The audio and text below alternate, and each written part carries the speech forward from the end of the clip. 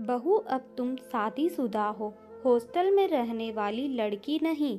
भाभी आपने suitcase pack भी कर लिया, इसमें तो केवल भैया के कपड़े रखे हैं, आपने अपने कपड़े नहीं रखे। भैया अकेले जा रहे हैं क्या हनीमून पर? शिवानी ने हंसते हुए अपनी नई नवेली भाभी विनीता से कहा।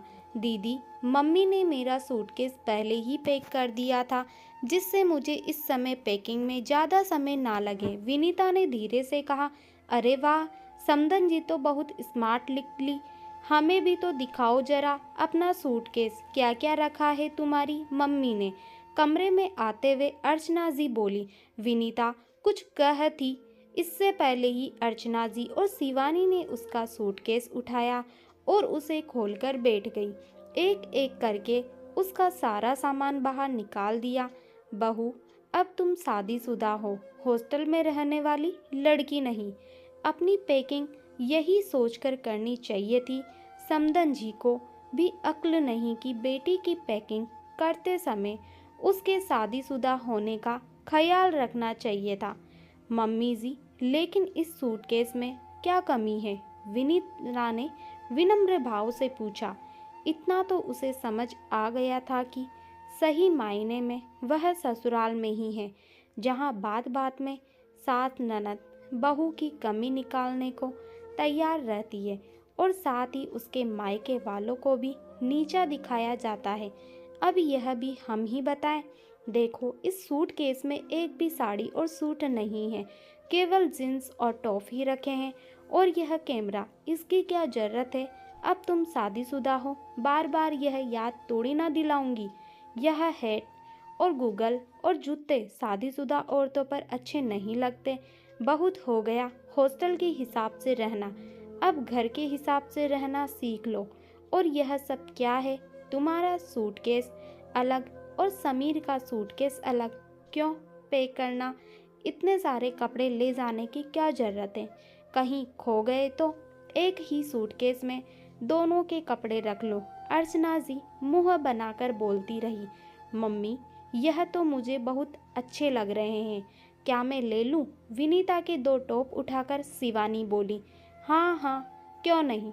अब बहू तो ये कपड़े पहनेगी नहीं तो क्या होगा उनका?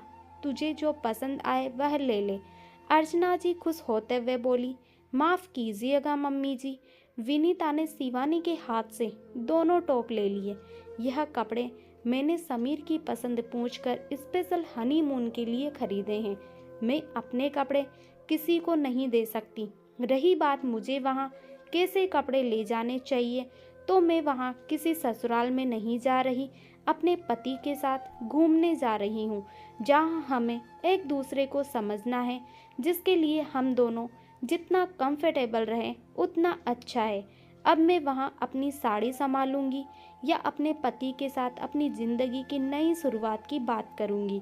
और यह कैमरा जो है ना, वह हमारे इन खूबसूरत पलों को संजोने के लिए है, जिन्हें देखकर हम हमेशा अपने आप को तरोताज़ा महसूस करते हैं।